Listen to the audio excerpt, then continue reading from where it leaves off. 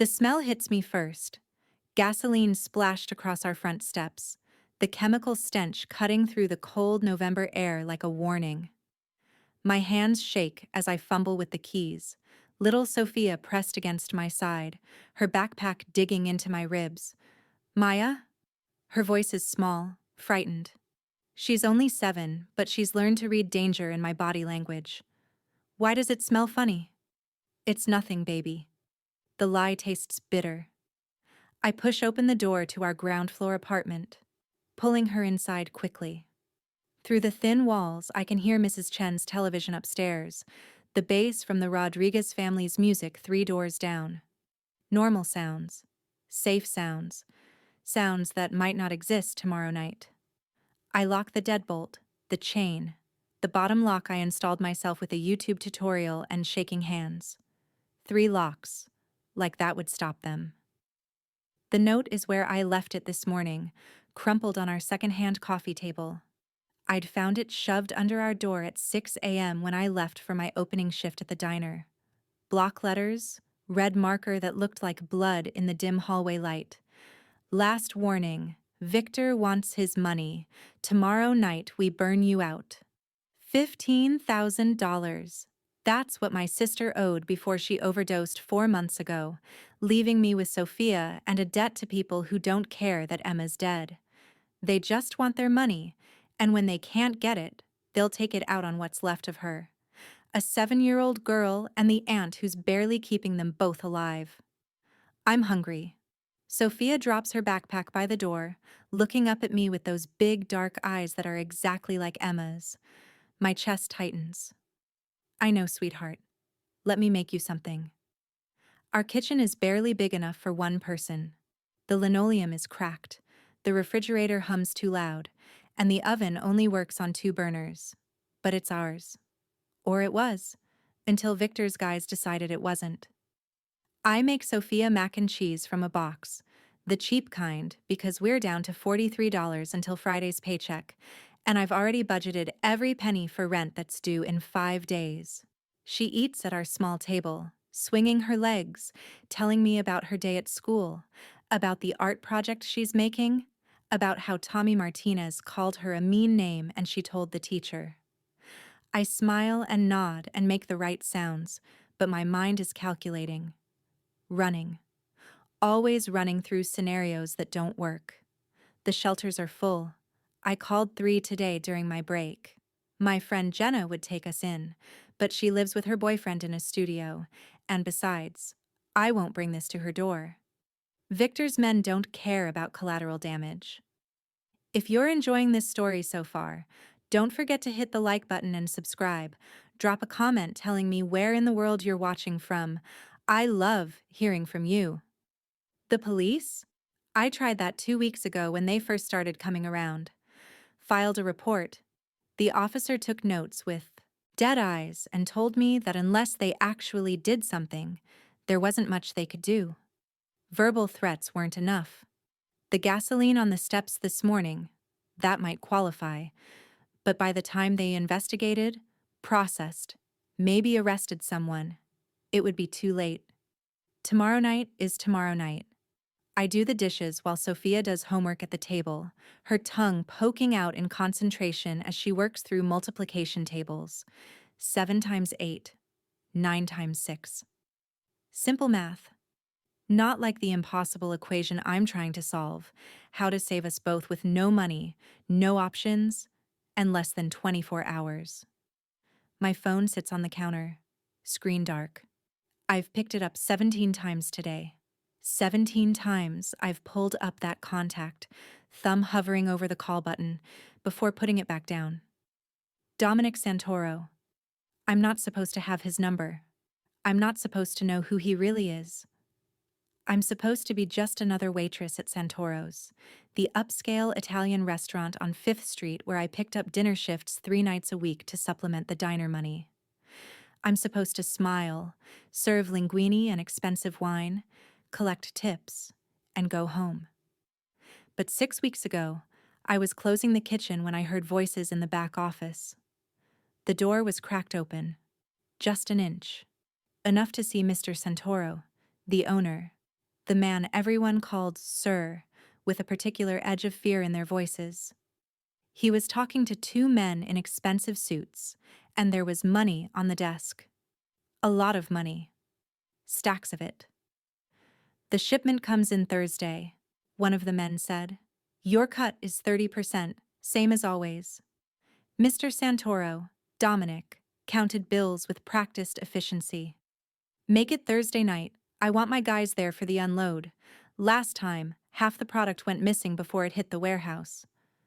I should have left.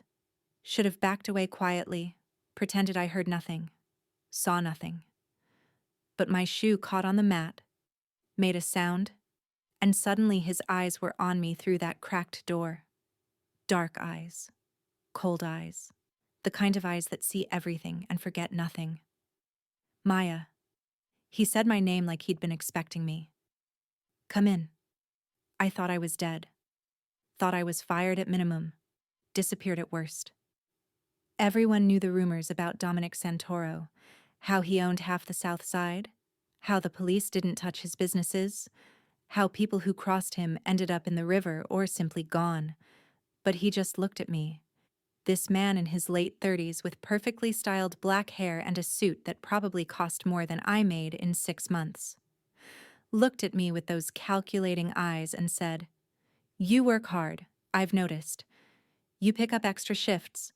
Never complain, always on time." I couldn't speak, could barely breathe. "You have a daughter?" he asked. "Niece," I managed. "I'm raising her. Her mother, my sister, she died." He nodded slowly, like this explained something. "That's why you work 3 jobs." "2 jobs, sir. The diner and here." "3," he corrected. "I know about the weekend cleaning service. You're at the office building on Maple Street, early Sunday mornings." His voice was matter of fact, not threatening, but the message was clear. He knew everything about me, had probably known before I ever applied at his restaurant. The other men had left while we talked. Now it was just us, alone in that office with stacks of money and the weight of what I'd overheard.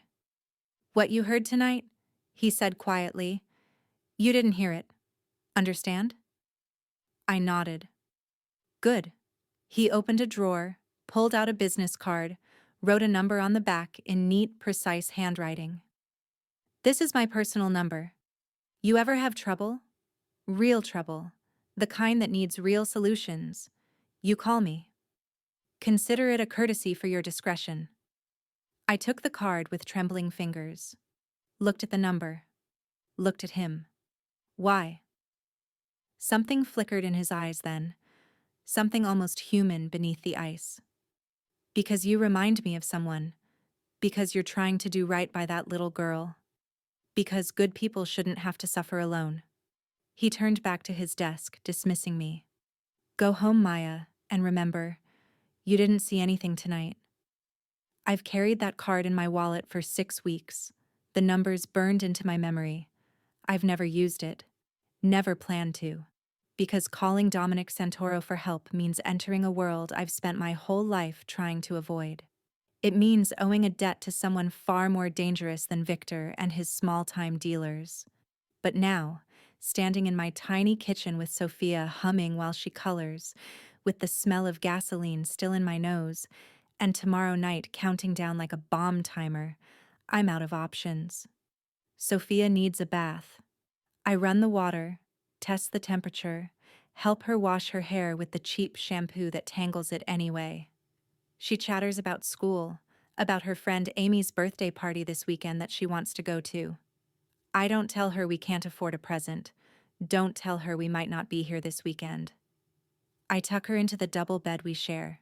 Our apartment only has 1 bedroom, and I gave it to her, sleeping on the pull-out couch in the living room most nights.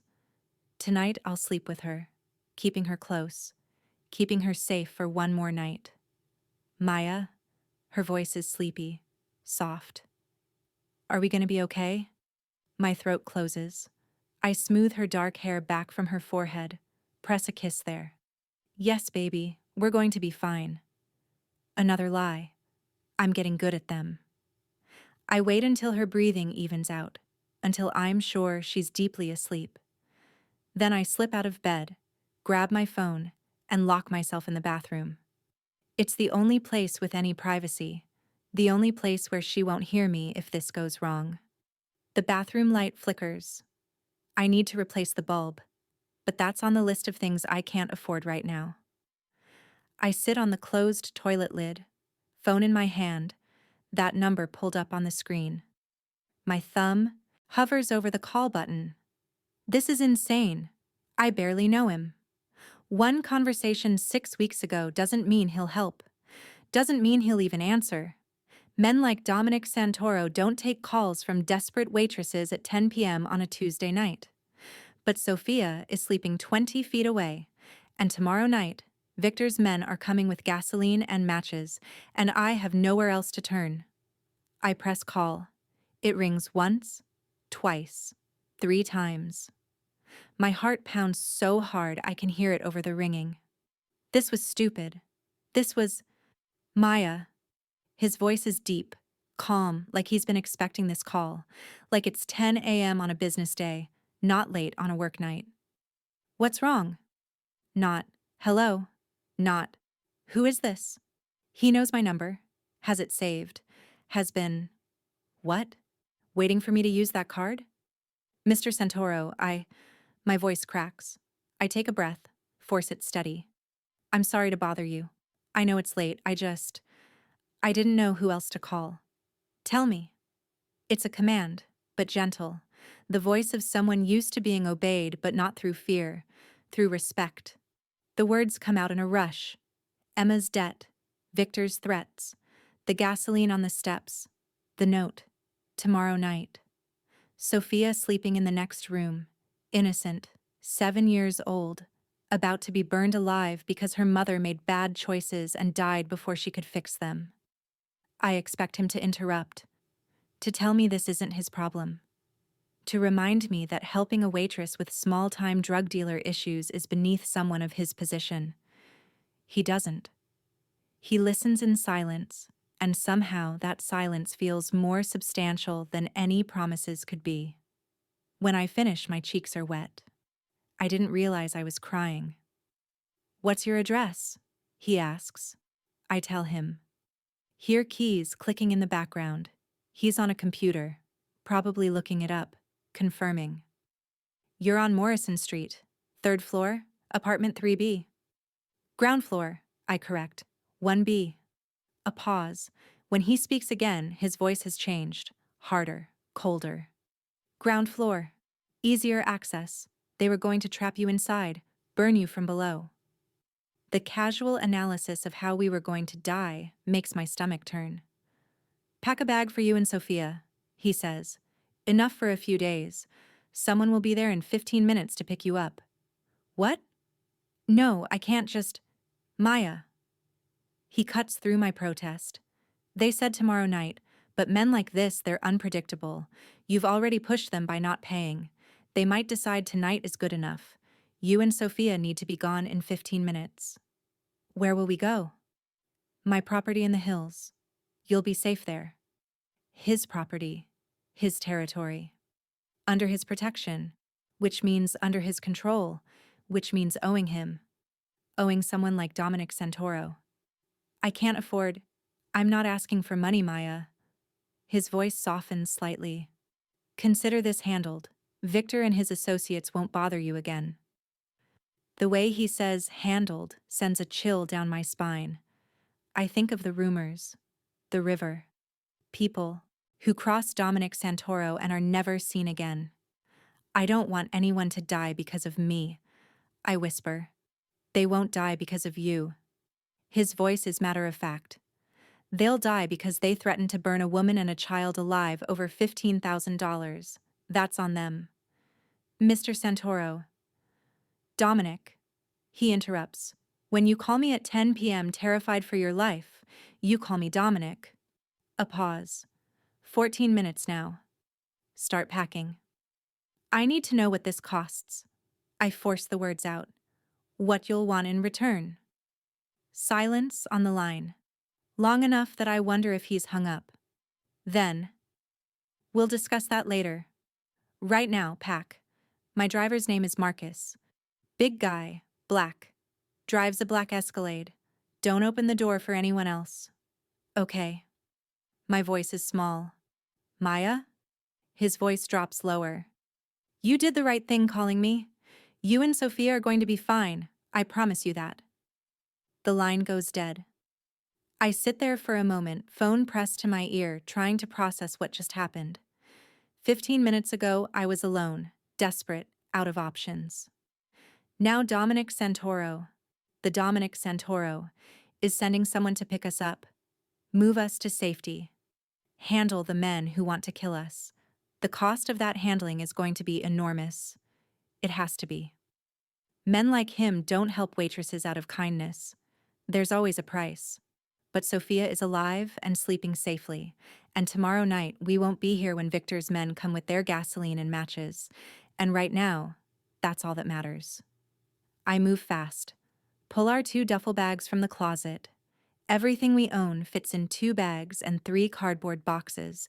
That's how little we have. I pack Sofia's clothes first, her favorite stuffed rabbit, the photo album with pictures of Emma, then my clothes, toiletries, the envelope of cash I keep hidden in a tampon box because that's the one place I figured thieves wouldn't look. 13 minutes. I wake Sofia gently. She's confused, groggy. What's happening?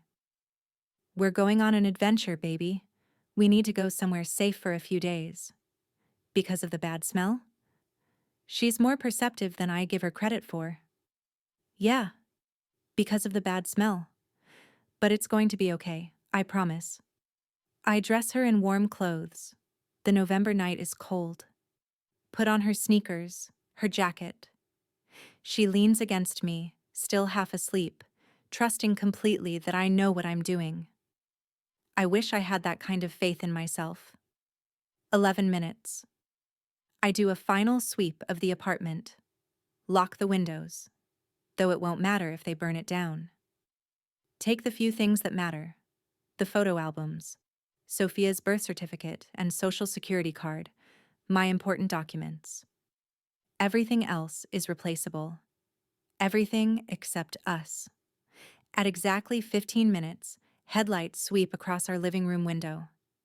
I peek through the blinds and see it. A black Escalade with tinted windows, pulled up right in front of our building. The driver's door opens and a mountain of a man unfolds from the front seat.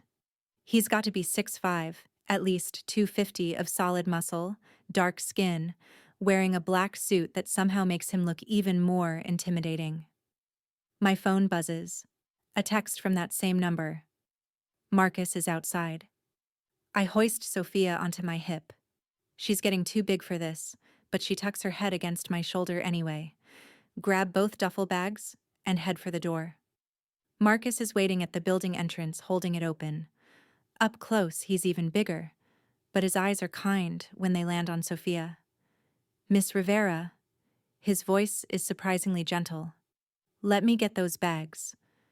He takes both duffels like they weigh nothing, leads us to the Escalade, opens the back door. The interior is all black leather and new car smell, warm against the cold night. I buckle Sofia into a seat. There's a booster seat already there, like he knew, like Dominic thought of everything, and slide in beside her. Marcus loads our bags, then gets in the driver's seat. 20-minute drive, he says, meeting my eyes in the rearview mirror. Mr. Santoro's expecting you. You need anything? Water? Bathroom break? Anything. You let me know. Thank you. I manage. As we pull away from Morrison Street, from our ground floor apartment with its cracked linoleum and 3 locks that wouldn't have saved us, I look back through the rear window. The building is dark, except for a few lit windows. Mrs. Chen's light is still on. The Rodriguez family's music still plays. Tomorrow night, Victor's men will come. They'll splash gasoline on our door. Light a match. Watch it burn. And we won't be there. Because I made a deal with the devil. Or maybe I just called the only person powerful enough to stand between us and the monsters. Sofia falls asleep against my side as we drive through the city, heading toward the hills where the rich people live, where Dominic Santoro keeps his property, his empire, his secrets. I stroke her hair and watch the city lights blur past and try not to think about what comes next. Try not to think about the price I'll have to pay for our lives. The Escalade climbs into the hills, leaving behind the cramped streets and apartment buildings for wide roads lined with gates and walls. We pass estates hidden behind security fences, driveways that disappear into tree cover. The kind of wealth that doesn't announce itself because it doesn't need to. Marcus turns down a private road, stops at a gate that opens automatically. Cameras and sensors tracking our approach. The driveway is lined with lights, leading up to a house that's more like a compound. Stone and glass and modern architecture that probably cost more than I'll make in a lifetime. We pull up to the front entrance where warm light spills from windows onto manicured grounds. The door opens before Marcus can get out, and there he is, Dominic Santoro. He's dressed more casually than at the restaurant, dark slacks, a black shirt with the sleeves rolled up, no tie. But he carries the same authority, the same presence that makes the air feel heavier around him. His dark hair is slightly mussed, like he's been running his hands through it. His jaw is shadowed with stubble.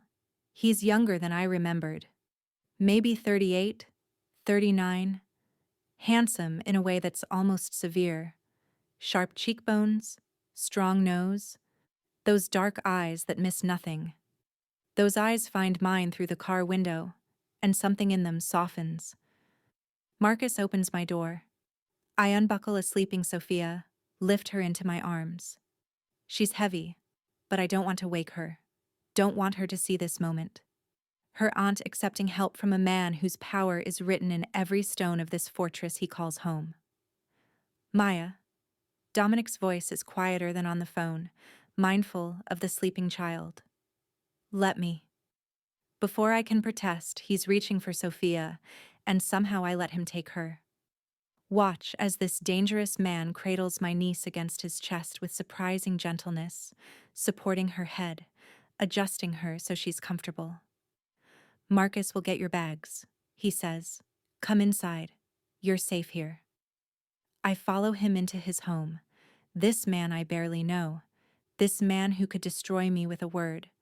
This man who just saved our lives.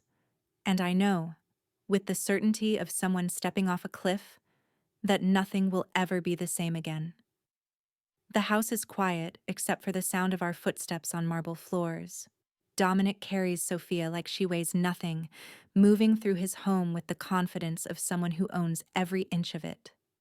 I follow, trying not to gawk at the soaring ceilings, the artwork on the walls that's probably worth more than my entire neighborhood, the floor-to-ceiling windows overlooking the city below. This way. He leads me up a curved staircase to the second floor, down a hallway lined with closed doors. He opens one, and I step into a bedroom that's bigger than my entire apartment. A king-sized bed dominates the space, covered in white linens that look impossibly soft. There's a sitting area with a couch and armchairs, a desk by the window, another door that presumably leads to a bathroom. Everything is done in warm neutrals, cream and taupe and soft gold. It's beautiful, impersonal, like a luxury hotel room. Dominic lays Sofia on the bed with careful precision, removing her shoes but leaving her dressed. She doesn't wake, just curls onto her side with a soft sigh. There's a connecting room. He nods toward a door I hadn't noticed. Smaller, set up for a child.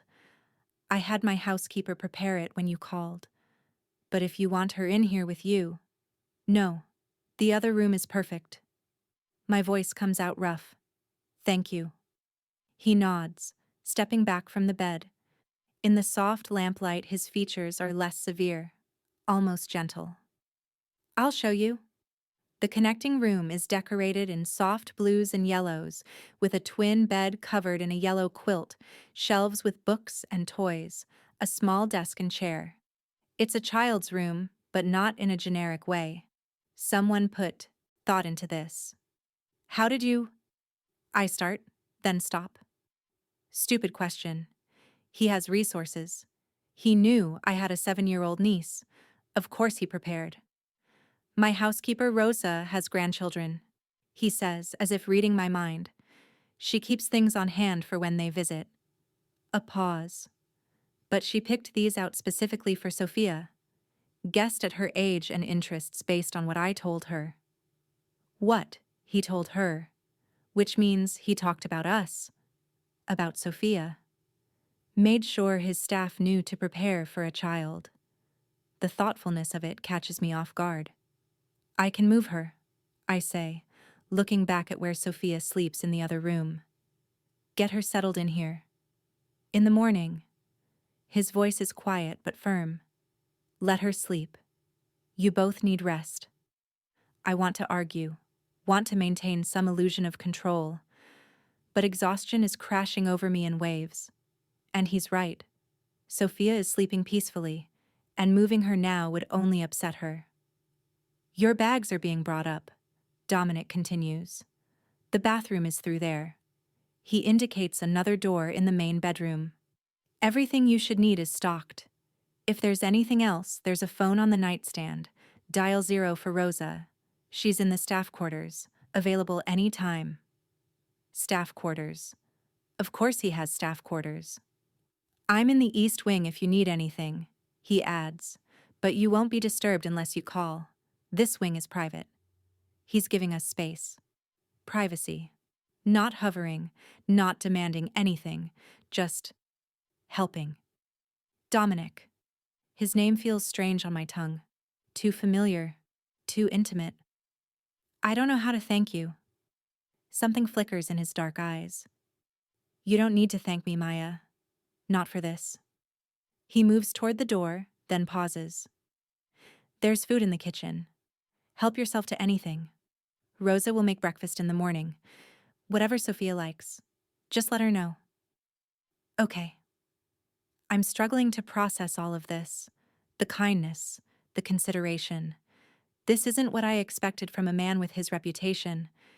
He's at the door when I find my voice again. What happens now? To Victor? To his men? Dominic turns back, and in that moment I see it. The coldness beneath the careful courtesy. The dangerous man who built an empire on fear and power. Nothing you need to concern yourself with. His voice is matter of fact. By morning, Victor will understand that you and Sofia are under my protection. That touching you would be the last mistake he ever makes. You're going to hurt them. It's not a question. I'm going to make sure they never threaten you again. He holds my gaze. Does that bother you? It should. I should be horrified. Should protest. Insist on a different solution. Something less violent. But I think of Sofia sleeping in that bed. Think of the gasoline on our steps. Think of how Victor's men looked at me 2 weeks ago when they came to collect. Hungry. Cruel. Like they'd enjoy watching us burn. No. I whisper. It doesn't bother me. Dominic nods slowly, as if I've confirmed something he already knew. Get some rest, Maya. Tomorrow we'll talk about what comes next. But tonight, just sleep. You're safe here. I give you my word. Then he's gone, the door closing softly behind him, leaving me alone in this beautiful room with my sleeping niece and the weight of what I've just accepted. I check on Sofia one more time, still sleeping peacefully, her face relaxed in a way I haven't seen in weeks. The stress of our situation has been affecting her more than I realized. Here, in this bed that probably costs more than 6 months of my rent, she looks like a child again. Just a little girl, not someone learning to recognize the smell of gasoline as a threat. Marcus brings our bags up, setting them just inside the door with a quiet, "Anything else you need, Miss Rivera? You just call down." Thank you, Marcus, for everything. He gives me a small smile. Just doing my job, ma'am. Mr. Santoro, he takes care of his people. You're one of his people now. His people. The phrase echoes in my head after he leaves. What does that mean exactly? What have I signed up for? The bathroom is obscene in its luxury. Marble everywhere. A shower with 6 different heads. A tub big enough to swim in. Heated floors that warm my cold feet instantly. The counter is stocked with expensive toiletries, brands I've only seen in magazine ads. There's even a toothbrush still in its packaging. Toothpaste. Everything I might need. I shower quickly, washing away the fierce sweat of the evening, the smell of gasoline that I can still detect in my hair.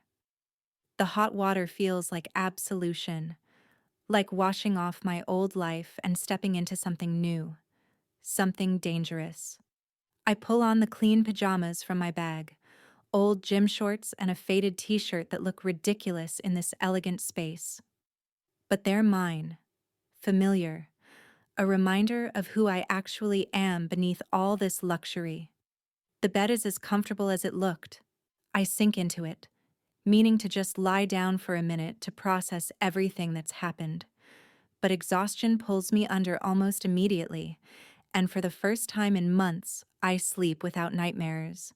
I wake to sunlight streaming through windows I forgot to close, and the smell of coffee.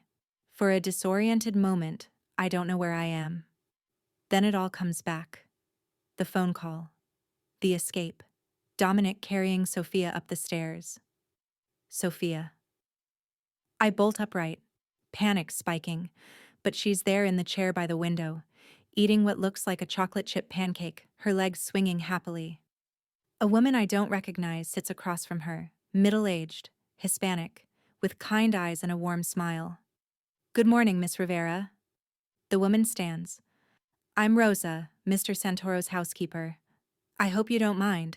Sofia woke up about an hour ago, and I heard her in the hallway. I didn't want to wake you, so I brought her down for breakfast. An hour ago, I slept through my niece waking up, wandering into a strange house. Some guardian I am. Maya. Look! Sofia holds up her plate. Rosa made me Mickey Mouse pancakes, and there's bacon, and orange juice, and she said I could have a second pancake if I want. The pure joy in her voice makes my chest tight. When was the last time she was excited about breakfast? When was the last time we had more than cereal or toast? That's wonderful, baby. I push myself out of bed, suddenly aware that I'm in my ratty pajamas in front of this put-together woman in her neat uniform. Thank you, Rosa. You didn't have to. Mr. Santoro asked me to make sure you both were comfortable. Rosa's smile is genuine. I raised 3 children of my own. I know how important breakfast is. There's coffee downstairs, and I can make whatever you'd like to eat. Mr. Santoro thought you might prefer to have breakfast up here privately, but the dining room is available if you'd like. Mr. Santoro thought. Mr. Santoro asked. He's orchestrating all of this, making sure we're cared for. And he's not even here. Where is he? I ask before I can stop myself. He left early this morning for business. Rosa begins tidying the room with practiced efficiency. He said to tell you he'd be back by noon and that you should make yourself at home. The grounds are safe to explore if Sofia wants to play outside. There's a pool, though it's too cold for swimming now. But the gardens are lovely. A pool. Gardens. This isn't a home, it's an estate. If you're hooked on this story, make sure to subscribe and turn on notifications so you never miss an upload.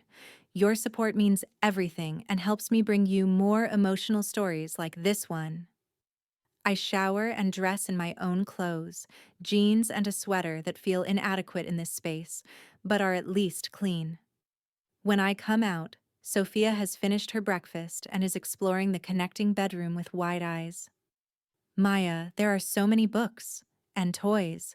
Can I play with them? They're not ours, baby. Mr. Santoro said she's welcome to anything in that room. Rosa interjects gently. He was very clear about that. This is your space while you're here. Please, make yourselves comfortable. While you're here. The temporary nature of this arrangement sits heavy in my stomach. We're guests. Refugees. Here by the grace of a man who could withdraw his protection at any moment. But Sofia is smiling, pulling books off the shelf, and I don't have the heart to deny her this moment of normalcy. Rosa leads me downstairs to a kitchen that belongs in a magazine. Professional-grade appliances, miles of granite countertop, an island bigger than my old bathroom. She pours me coffee in a mug that's heavier and better quality than any dish I own. Mr. Santoro wanted me to assure you that you're not imposing, Rosa says, reading my discomfort with practiced ease. He doesn't bring many people here. His home is very private. But when he called last night, he was very clear that you and Sofia needed to be comfortable, to feel safe. She pauses, choosing her words carefully. He's a good man, Miss Rivera. I know his reputation, but I've worked for him for 12 years. He takes care of his people. That phrase again. His people.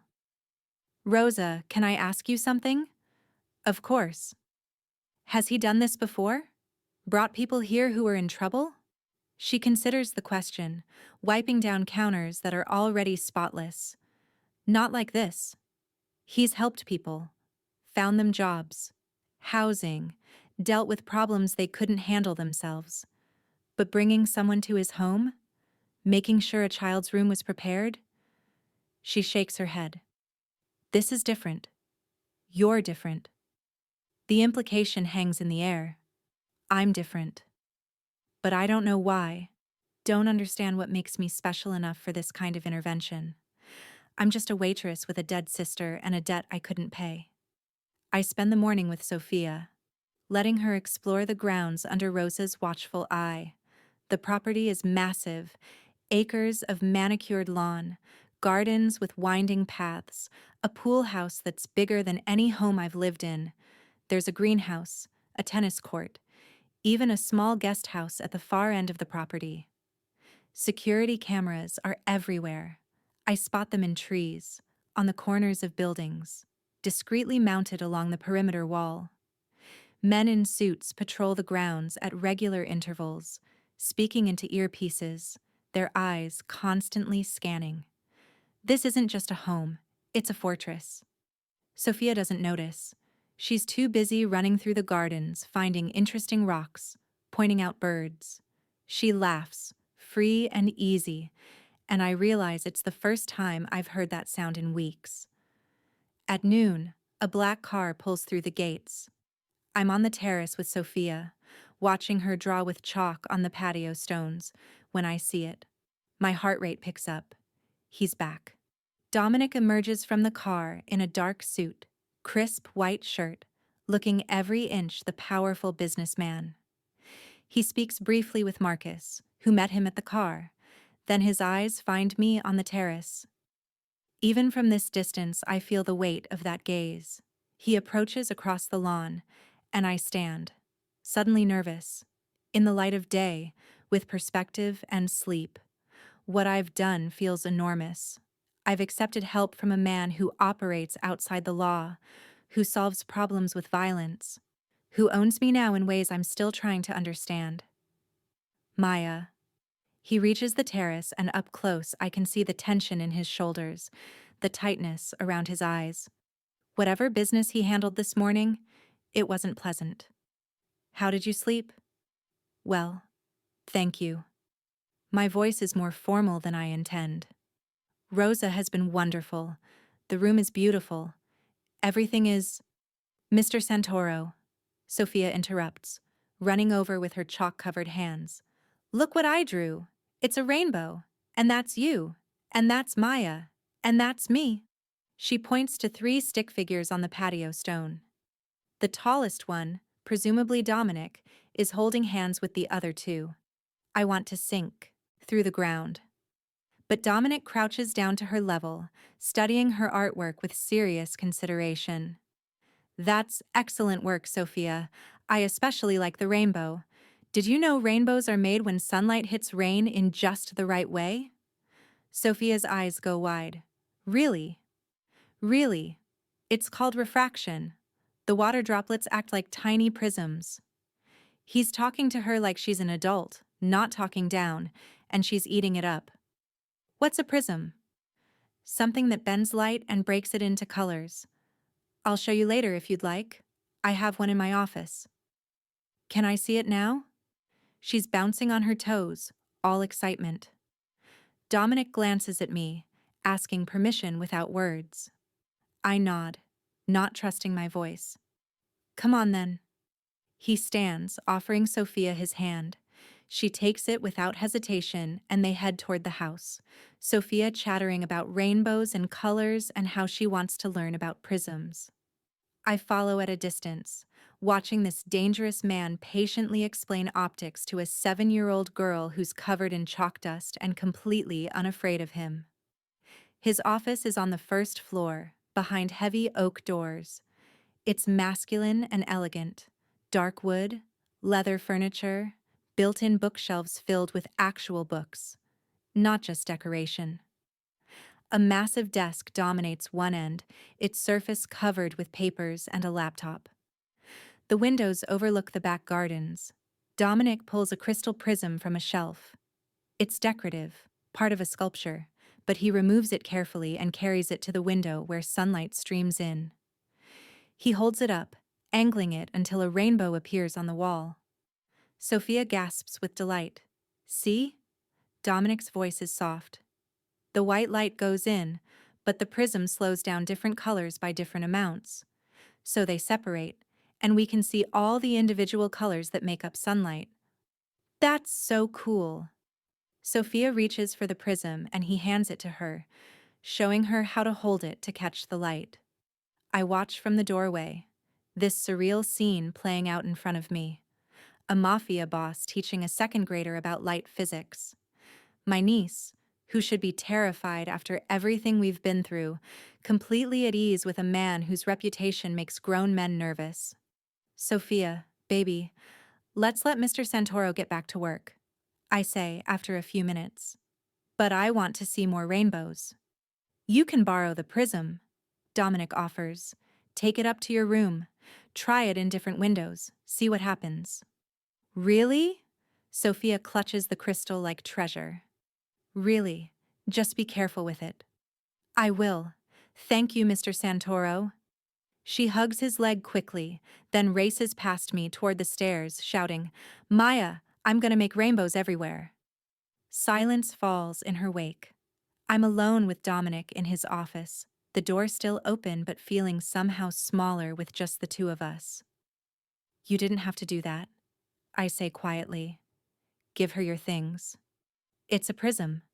I have others. He moves to his desk, beginning to sort through papers with practiced efficiency. Besides, she's been through a lot. If a piece of crystal and a science lesson help, it's a small thing. Nothing you do is small. He looks up at that, his dark eyes meeting mine. Meaning? Meaning this house, the security, Rosa, the room prepared for Sofia, handling Victor. I take a breath. I need to understand what this costs, what you expect in return. Dominic leans against his desk, arms crossed, studying me. You think I expect payment? Men like you don't help people out of kindness. Men like me. His voice is neutral, but something flickers in his eyes. What kind of man do you think I am, Maya? I force myself to hold his gaze. The kind who runs an empire built on things that happen in the dark. The kind who makes people disappear. The kind who doesn't do anything without calculating the return on investment. A small smile touches his lips, but it doesn't reach his eyes. Fair assessment. He pushes off the desk, moving closer. Not threatening, but deliberate. You want to know what I expect? Yes. I expect you to let me keep you safe. I expect you to stay here until Victor and his associates are no longer a threat. I expect you to trust that when I say you're under my protection, I mean it. He stops a few feet away, close enough that I have to tilt my head back to maintain eye contact. What I don't expect is payment, Sexual favors, indentured servitude, or any of the other things I can see running through your mind right now. My cheeks flush. Then why? Why help us? Because you called. He says it like it's simple, like it explains everything. Because you were terrified and out of options, and you reached out to the one person who could actually help. Because that little girl up there deserves to chase rainbows instead of running from men with gasoline. That's not enough. There has to be more. Dominic is quiet for a long moment, his jaw working like he's deciding how much to tell me. Finally, 6 weeks ago, you walked in on a conversation you shouldn't have heard. You could have gone to the police, tried to leverage what you knew, made yourself a problem. Instead, you kept your head down and your mouth shut. That told me you were smart, discreet. So, this is a reward for not snitching? No. His voice is firm. This is me helping someone who deserves help. Someone who works 3 jobs to take care of a child who isn't even hers. Someone who fled an abusive situation and built a life from nothing. Someone who's doing everything right and still can't catch a break because the world is cruel, and your sister made bad choices that you're paying for. The accuracy of his assessment makes me step back. How much do you know about me? Enough. He doesn't apologize for the invasion of privacy. I make it my business to know about people in my orbit. And the moment you walked into my restaurant, you entered my orbit. That was 3 months ago. I know. 3 months. He's been watching me for 3 months. Learning about my life, my struggles, my history. The violation should anger me, but instead, I feel strangely exposed. Seen. What happened this morning? I ask, changing the subject. Where did you go? Dominic returns to his desk, picks up a folder, hands it to me. Victor Reyes is no longer a concern. I open the folder with trembling hands. Inside are photographs. Victor and 2 of his men at what looks like a warehouse. The images are grainy, clearly from a security camera, time-stamped from early this morning. They're alive, Dominic says, reading my expression. But they've been persuaded to leave the state. Victor's operation has been absorbed. His debts, including your sister's, have been purchased by one of my associates for pennies on the dollar. As of this morning, you owe nothing to anyone. I stare at the photographs, at Victor's face twisted with fear, at the men in suits surrounding him. Dominic's men, clearly. You bought my sister's debt. I eliminated it. There's a difference. Why not just kill them? Isn't that what you do to people who threaten you? His expression hardens. I don't kill people indiscriminately, Maya. Violence is a tool, not a hobby. Victor and his men are small-time dealers who got too big for their britches. They needed a lesson in respecting boundaries, not a death sentence. And if they come back? If they try again? They won't. The certainty in his voice is absolute. I made it very clear what would happen if they ever spoke your name again, looked in your direction, or set foot in this city. They're smart enough to know I don't make idle threats. I sink into one of the leather chairs facing his desk, the folder still clutched in my hands. It's over. Just like that. The threat that's been hanging over my head for months, the fear that kept me awake at night, the debt that seemed impossible to escape. Gone. I don't know what to say. You don't need to say anything. But I do. I need to understand this. What happens now? Do Sofia and I just go back to our apartment? Back to our lives? Dominic's expression shifts, something unreadable crossing his features. Your apartment is currently uninhabitable. Victor's men doused it with gasoline last night after you left. The landlord had it cleaned, but the damage is significant. It'll be at least 2 weeks before it's livable again. My heart sinks. Of course. They went through with it anyway, even without us there. Our home, our things. Your belongings are safe, Dominic adds quickly. I had my people remove everything of value before the fire department arrived. It's in storage. The landlord is cooperating. He'll repair the damage, and your rent will be covered until you decide what you want to do. What I want to do, I repeat numbly. You could go back, resume your life. I'll make sure Victor stays gone, that you're safe. He pauses. Or you could stay here. There's plenty of room. Sofia's happy. You wouldn't have to work 3 jobs just to survive. You could actually build something instead of just barely hanging on. The offer hangs in the air between us, heavy with implications. Stay here. In his home. Under his protection. In his debt. Whether he wants to call it that or not. Why would you want that? I ask quietly. You don't even know us. Dominic leans back in his chair, his dark eyes never leaving mine. I know you better than you think. I know you're fiercely loyal. I know you put Sofia's needs above your own. I know you're smart enough to adapt to circumstances but stubborn enough to maintain your integrity. He pauses. And I know that in the 6 weeks since you discovered my other business interests, you haven't told a soul. Not your friend Jenna, not the police, no one. That kind of discretion is rare, valuable. So this is a job offer. If you want it to be. I could use someone with your skills, languages, hospitality, the ability to read people. My restaurant is just one of many businesses. There are opportunities. My mind races. He's offering me a way out of the poverty trap I've been struggling in. Security for Sofia. A real chance at stability. All I have to do is accept that the man providing it is also the man who makes people disappear, who runs operations that get discussed in back offices with stacks of cash. I need time to think about it. Take all the time you need. Stay here as long as you want. No pressure, no obligations. He stands, signaling the end of the conversation. I have calls to make. Rosa will prepare lunch whenever you're ready. If you need anything, anything at all, just ask. I stand too, clutching the folder with Victor's pictures like a lifeline. Dominic? He pauses at the door to his private bathroom. Apparently, this office has its own full bath. Of course it does. Thank you. For everything. I know I keep saying that, but I mean it.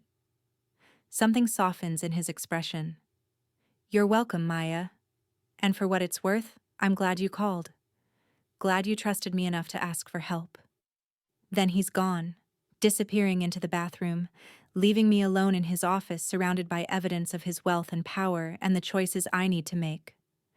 I find Sofia in her room, my room, our temporary room, making rainbows dance across the walls with Dominic's prism. She's laughing, pure joy, and I think about the alternative.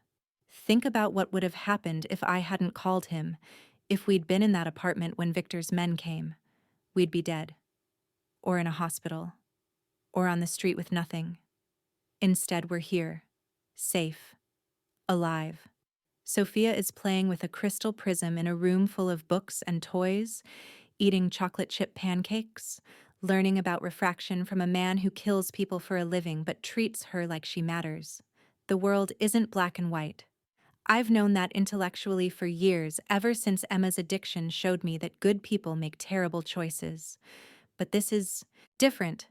This is me, actively choosing to stay in the orbit of someone dangerous because the safety he offers is more real than any alternative I can create on my own. I watch Sofia play, her rainbow-painted shadows dancing across expensive wallpaper, and I make my decision. We'll stay. At least for now. At least until I understand what Dominic really wants from us, what price this protection will ultimately demand. Because there's always a price. I just have to figure out what it is before the bill comes due. The next 3 days fall into a strange rhythm. Mornings with Sofia, exploring the grounds or reading in the library. Lunch with Rosa, who's become a steady, comforting presence. Afternoons while Sofia naps or plays, I help Rosa with small tasks, not because she needs help, but because I can't just sit idle while people serve me. Dominic is mostly absent during the days. He leaves early, returns late. When our paths cross, he's polite, distant even. He asks how we're settling in, if we need anything, but doesn't push for conversation or answers to his offer. It's like he's giving me space to decide without pressure. On the fourth night, I can't sleep. Sofia is out cold in her connecting room, exhausted from a day spent helping Rosa bake cookies. I wander downstairs, thinking I'll make tea, maybe read in the library until I'm tired enough to sleep. I'm surprised to find lights on in Dominic's office, the door slightly ajar. I should walk past, give him privacy. But I hear voices, his and another man's, speaking in rapid Italian. My Italian is rusty, mostly forgotten from my grandmother who died when I was 12, but I catch enough to understand. Can't keep expanding without drawing attention. Feds are asking questions about the shipping routes. Need to diversify, legitimate businesses to wash the... I step back, not wanting to hear more, but the floor creaks under my foot. The conversation stops immediately. Maya? Dominic's voice. Come in. I push the door open hesitantly. Dominic is behind his desk, tie loosened, shirt sleeves rolled up. Another man sits across from him, older, maybe 60, with silver hair and sharp eyes that assess me instantly. I'm sorry, I didn't mean to interrupt. I was just getting tea? Dominic finishes. His expression is unreadable. This is Luca Marchetti, my attorney. Luca. Maya Rivera. The older man stands, extending his hand. Miss Rivera, I've heard about you. I shake his hand, wondering what exactly he's heard. Nice to meet you. Luca was just leaving, Dominic says, standing as well. We can finish this tomorrow. Luca nods, gathering papers into a briefcase. Of course. Miss Rivera, good evening. He pauses at the door. Dominic, think about what I said. Diversification isn't just smart business, it's survival. When he's gone, Dominic gestures to the chair Luca vacated. Sit. I'll make you that tea. You don't have to. I'm making myself a drink anyway. Tea's no trouble. He has a full bar cart in the corner, but also an electric kettle and a selection of teas. He prepares chamomile for me, bourbon for himself, and returns to his seat. How much did you hear? He asks without preamble. Enough to know you have problems beyond Victor Reyes. He sips his bourbon, considering me. The FBI has been investigating my shipping operations for 6 months. They haven't found anything concrete, but they're persistent. Luca thinks I should shift focus, invest more heavily in legitimate businesses, create distance between myself and the operations that draw attention. And what do you think? I think he's probably right. Dominic swirls his drink. I've been doing this for 15 years, built something from nothing. But there's a ceiling to what you can accomplish when you operate in the shadows. Eventually, someone shines a light, and you either adapt or you burn. I sip my tea, the warmth spreading through me. Is that why you offered me a job? Part of this diversification? Partly. He meets my eyes. But also because I meant what I said. You're smart, capable, wasted on minimum wage jobs. I can offer you something better. Working for you. Doing what exactly? He leans forward, elbows on his desk. Managing one of my restaurants, the one you work at now. I'm expanding, opening 2 more locations next year. I need someone who understands service, hospitality, who can manage staff, and handle high-end clientele. Someone I trust. You barely know me. I know you're honest. I know you kept your mouth shut when you could have made yourself a problem. I know you put Sofia's needs above your own comfort. That's enough. And when the FBI comes asking questions, when they start investigating everyone in your orbit, you'll be clean. The restaurants are legitimate. Proper books? Taxes paid? Everything legal? You'd have plausible deniability for anything else. He pauses. I wouldn't put you at risk, Maya. Or Sofia. The sincerity in his voice makes my chest tight. Mr. Santoro, I can't accept. It's not negotiable, and it's not just for Sofia. It's for every child in this school. His voice softens slightly. Please, Principal Morrison, let me do this. She nods, clearly overwhelmed. Of course. Thank you.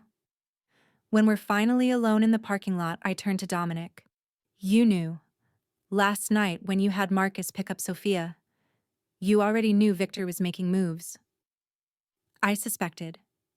My people in Nevada reported unusual activity. Victor making calls, meeting with associates who still have connections here. I wasn't taking chances. You should have told me. And terrified you when I wasn't sure? When it might have been nothing? He cups my face. I was trying to protect you. By keeping me in the dark? By handling threats before they reach you. His thumb strokes my cheekbone. That's what I do, Maya. I stand between you and the darkness. I thought you understood that. I understand that you're used to controlling everything, but Sofia is my responsibility. I need to know when there's danger. You're right. The admission surprises me.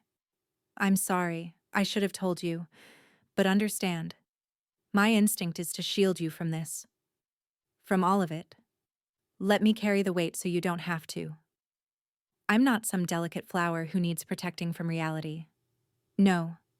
You're a woman who's been through hell and came out stronger, but you don't have to keep being strong alone. He pulls me close, and I let him. That's what I'm offering. Partnership. But partnership means I handle the threats. You handle Sofia, the restaurant, building the life we're creating. Division of labor. It's so typically male, so old-fashioned that I should argue. But there's also logic to it. Dominic has resources, connections, the ability to neutralize threats I can't even see coming. And I have Sofia, who needs stability and normalcy more than she needs to know about bounties and break-ins. Fine, I say against his chest. But no more secrets. If there's danger, I need to know. Even if you're handling it. Deal. He kisses the top of my head. Now let's go home.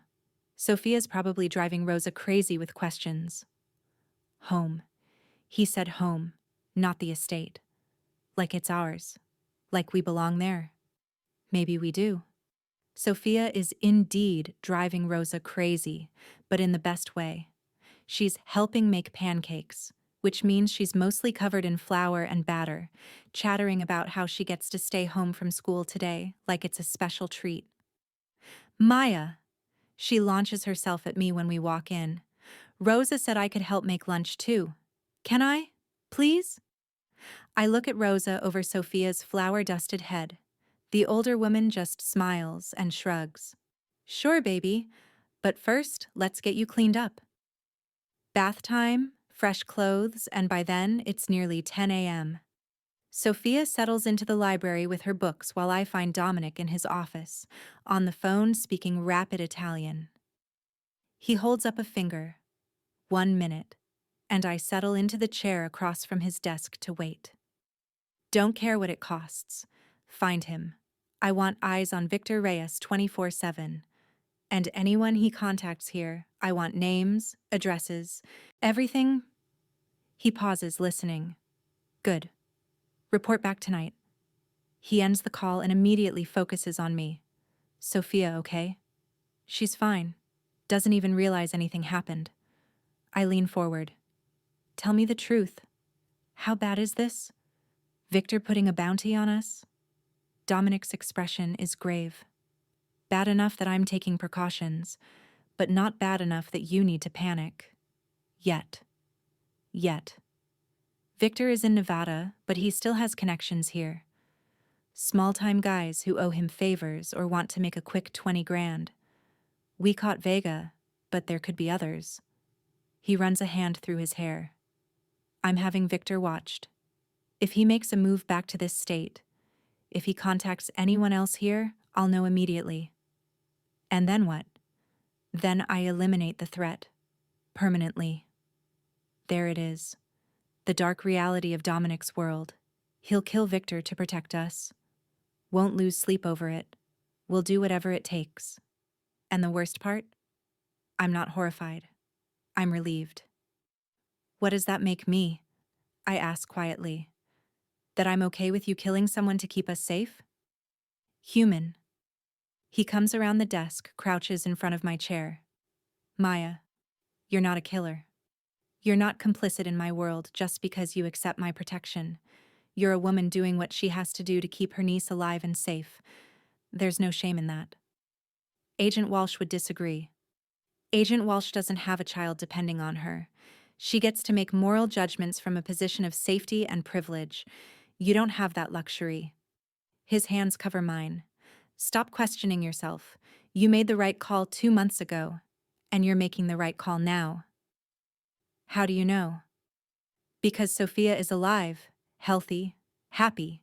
Because you're building a life instead of just surviving. Because for the first time in years, you're not alone. He squeezes my hands. That's all that matters. We're interrupted by Rosa, apologizing but saying there's someone at the gate, a delivery that requires signature. Dominic frowns. I'm not expecting anything. It's addressed to Miss Rivera, Rosa says. My stomach drops. Don't open the gate. But Dominic is already moving, pulling up security camera feeds on his laptop. The delivery truck is legitimate. I can see the company logo.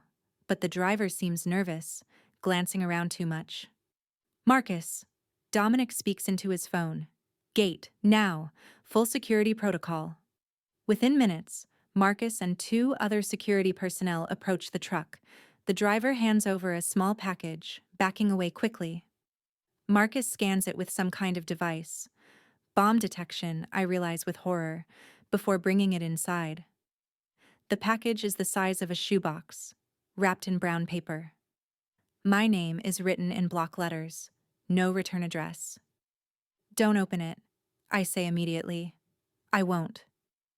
Dominic is already on the phone with someone else. I'm sending you a package. I need it x-rayed, checked for explosives, biological agents, everything. Yes. Now. Marcus is bringing it. You think it's a bomb? My voice is shaking. I think it's a message. From Victor or whoever's working for him. And I'm not taking chances. Marcus takes the package and we wait. The tension is suffocating. Sofia wanders in, oblivious, asking if she can have a snack. Rosa takes her to the kitchen, distracting her with cookies and milk. 30 minutes later, Dominic's phone rings. What did you find? His expression darkens as he listens. I see. No, don't open it. Destroy it. I don't want any evidence of this. A pause. I said destroy it. He ends the call and looks at me, and I know from his face that it's bad. It's not a bomb, it's photographs. Of Sofia. At school. At the park. Getting into Marcus's car. Taken over the last month. The implication is clear. Someone has been watching her. Following her. Close enough to take pictures. Close enough to hurt her. They're trying to scare us, I say, forcing my voice to stay steady. They're succeeding. Dominic's voice is tight with controlled fury. This ends now. No more waiting. No more tracking. I'm bringing Victor back here. And ending this. How? By offering him something he wants more than revenge. Or by taking something he loves. His eyes meet mine. I'm done playing defense, Maya. It's time to go on the offensive. Over the next 48 hours, I watch Dominic Santoro transform from the man who teaches Sofia about science into the criminal kingpin the FBI is desperate to take down. Men come and go from the estate at all hours, conversations in Italian and English, always in low tones, always ending with grim nods. Luca is there constantly, managing legal angles I don't want to understand. Marcus and his team increase security exponentially. The estate becomes a fortress. Guards at every entrance, cameras covering every angle. Sofia can't leave the grounds without a minimum of 3 armed men accompanying her. She thinks it's an adventure. I know it's a prison. On the third night, Dominic comes to find me. I'm in the library, unable to sleep, unable to focus on anything. It's done, he says simply. What's done? Victor Reyes is no longer a threat. He's agreed to call off the bounty, leave the state permanently, and never speak your name again. Relief floods through me. How did you... You don't want to know the details. Yes, I do. Dominic sighs, settling into the chair across from mine. Victor has a mother, lives in a care facility in Carson City, needs round-the-clock medical attention for her Alzheimer's, very expensive care that Victor pays for with his drug money. Understanding dawns. You threatened his mother. I offered to take over her care costs, ensure she receives the absolute best treatment for the rest of her life, in exchange for Victor leaving you alone and disappearing from Nevada. He meets my eyes. His mother's well-being for yours and Sofia's. He made the smart choice. You bought him off. I leveraged what he loves to protect what I love. That's business. He leans forward. He's also been made aware that if anything happens to you or Sofia, if you're involved in an accident, get sick under mysterious circumstances, anything, his mother's care immediately stops, and she gets transferred to a state facility. He understands the terms. It's cold, calculated, ruthless. It's also effective. So it's over? We're safe? From Victor, yes. From the FBI. He trails off. That's more complicated. Agent Walsh isn't going away. She'll keep pushing, keep looking for leverage. Then we deal with her when it comes. I stand, move to where he's sitting, and do something I've been wanting to do for days. I climb into his lap, wrap my arms around his neck. Thank you for protecting us. His arms come around me immediately, holding me close. Always. For as long as you'll let me. What if I want it to be forever? He pulls back to look at me. Surprise, and something else. Hope, flickering in his dark eyes. Maya. I know it's fast. I know it's crazy. But these last 2 months, living here, watching you with Sofia, building something with you, I take a breath. I don't want it to end. I don't want to go back to our apartment, to our old life. I want this. I want you. You have me, he says fiercely. You've had me since the night you called, terrified and out of options, and trusted me enough to ask for help. Maybe even before that. Before. The first time I saw you at the restaurant. You were serving a table of businessmen who were being rude, demanding, treating you like you were beneath them. And you smiled and took it with grace. Then came into the back and let yourself have exactly 30 seconds of frustration before putting the smile back on and going out to serve their dessert. He tucks a strand of hair behind my ear. I thought, there's a woman who knows how to survive, how to endure. I wanted to know more about you. So you had me investigated. So I had you investigated. He admits without shame. And everything I learned made me more certain that you were someone worth protecting, worth keeping close. I kiss him, pouring everything I can't say into the press of my lips against his. Thank you. I trust you. I love you. Wait. Love? I pull back, the realization hitting me like lightning. I love you. Dominic's expression softens in a way I've never seen. Vulnerable. Open. Say it again. I love you, Dominic Santoro. I love how you protect us. I love how you are with Sofia. I love that you're dangerous and dark, but gentle with us. I love... He kisses me, cutting off my words. This kiss is different from the others. Deeper. more claiming. A promise and a question all at once. When we finally break apart, he rests his forehead against mine. I love you too, Maya. More than I thought I could love anyone. You and Sofia both. We sit like that for a long time, wrapped around each other in the quiet library. Outside, security guards patrol. Cameras record. The FBI builds their case. But in here, we're safe. We're together. We're building something that might be unconventional, might be dangerous, might be impossible to explain to anyone outside this moment. But it's ours. 3 months later, the FBI's investigation quietly closes. Luca never explains exactly how, but I suspect it involves Dominic offering them bigger targets in exchange for dropping the case against him. The restaurants are clean, his other businesses insulated enough that prosecution would be difficult without the testimony Luca ensured they'd never get. Agent Walsh calls me one last time.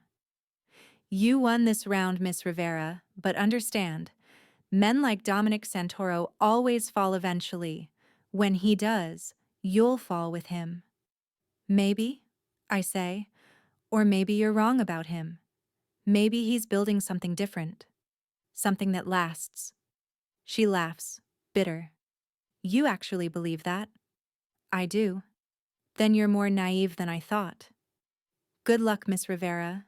You're going to need it. She hangs up, and I delete her number from my phone. That chapter is closed. Sofia turns 8 in April. We celebrate at the estate with a party that would have been unthinkable a year ago. Bounce house, magician, 20 kids from her school running through the gardens. Rosa makes a 3-tier cake. Marcus helps organize games. And Dominic stands beside me, his hand in mine, watching Sofia open presents with pure joy on her face. She's happy, he says quietly. She is. Because of you. Because you fought for her when no one else would. Because of us, I correct. We fought for her. Together. He kisses my temple. I like the sound of that. Together. That night, after Sofia is asleep and the party debris is cleaned up, Dominic takes me to his office. There's a small box on his desk. What's this? I ask. Open it. Inside is a key. Not a car key or a house key, but something older. Antique, almost. What does it open? Nothing, actually. He takes it from the box, holds it up to the light. It belonged to my mother. She gave it to me before she died, told me to give it to someone I wanted to build a life with. Someone I trusted with everything I am. My throat tightens. Dominic. I'm not good at this. I don't know how to do romance the right way, but I know that I want you here.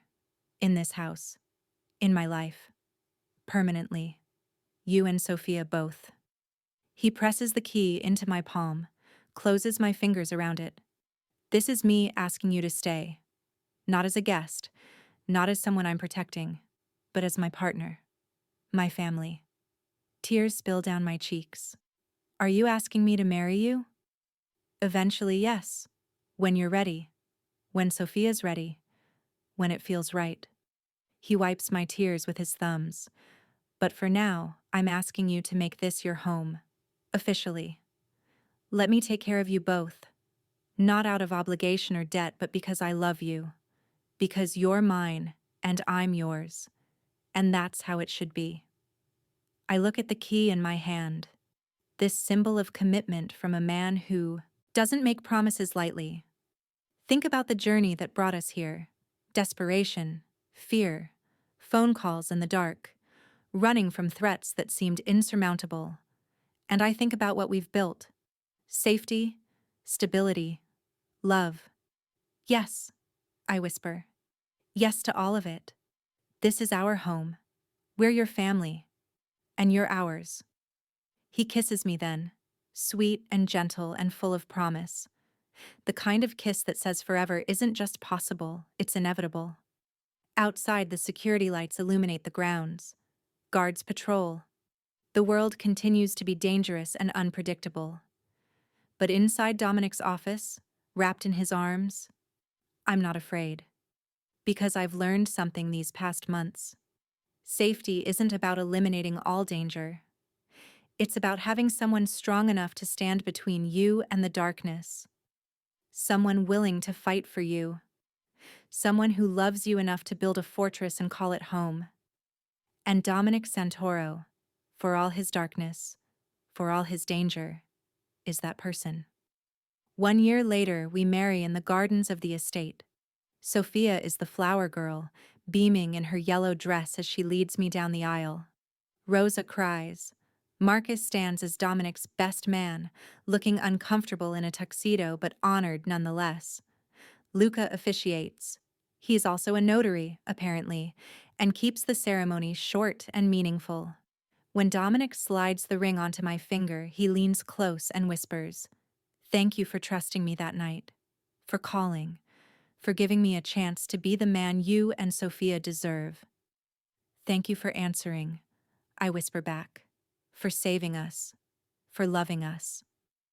Always," he promises, "for the rest of my life."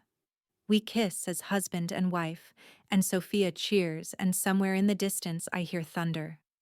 A storm rolling in off the mountains. But we're safe. We're together. We're home. And that night, when Sofia asks why I'm crying happy tears, I tell her the truth. Because sometimes, when you're brave enough to ask for help, when you trust the right person, when you take a leap of faith in the darkness, sometimes you don't just survive. Sometimes you find exactly where you belong. She hugs me tight. This little girl who's been through so much, who's thrived despite it all. I'm glad we found where we belong, Maya. I love it here. I love Uncle Dominic. This is the best home ever. It really is, baby. It really is. And as thunder rumbles and rain begins to fall, washing the world clean, I stand in the doorway of our home and watch Dominic and Sofia play chess in the library, her legs swinging as she plots her next move, him smiling as he lets her win.